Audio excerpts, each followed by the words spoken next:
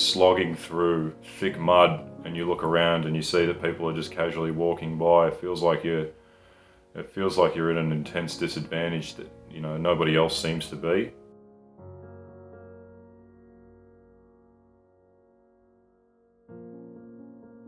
So it's important for me to share this. I personally have a long history with mental health issues.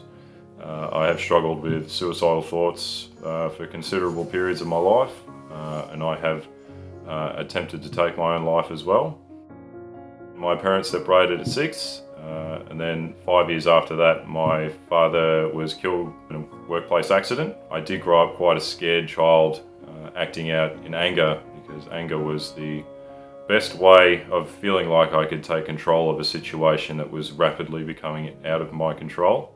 My first reaction was that it was my fault. I was taking responsibility for something that was completely outside of my control. I grew up through my teen years, my adolescence, and into my early adulthood with that foundation of an intense resentment of my own existence, a real strong capacity for self-loathing, and a really low level of self-respect. I would have a lot of conversations with Mum about it. She believed that, I romanticized the relationship that I could have had with Dad as opposed to the relationship that I probably would have had. He was a very absent father. I had to call him to come see me on my 11th birthday because he just didn't really have much of a regard for us, unfortunately. But I had developed a surrogate father figure in my mind. My idea of a father was quite corrupted and not exactly healthy. So everything that I did had to be perfect. It translates to my work today as a furniture maker. Everything has to be perfect. If you fail, it's because you didn't try hard enough or you didn't work hard enough. Everything that you do, it has a pointlessness to it. Shortly after I turned 18, when I, did make an attempt to take my own life, that if this was all that there was to look forward to for the next 50, 60 years, I just wanted to check out. When you're in that headspace, it's just feels like normal behavior. Again, everybody's normal's different, and when you're in that kind of headspace, trying to take your own life doesn't really seem like that much of an issue.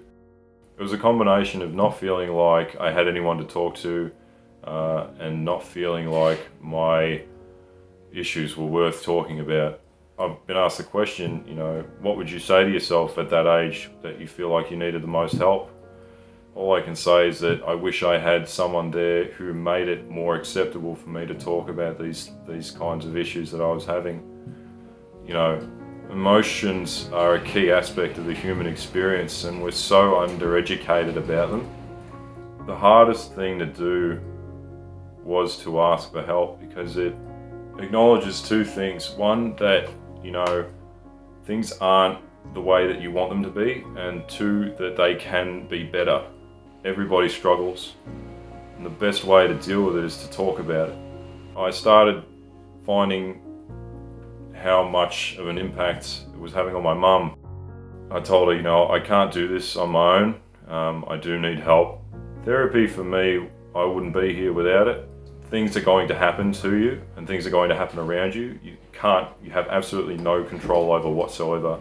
The only thing that you have control over is how you respond to that situation.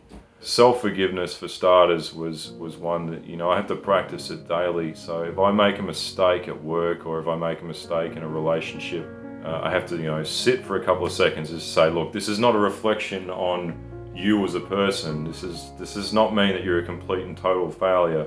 It means you're human. It means that you make mistakes, and that's okay.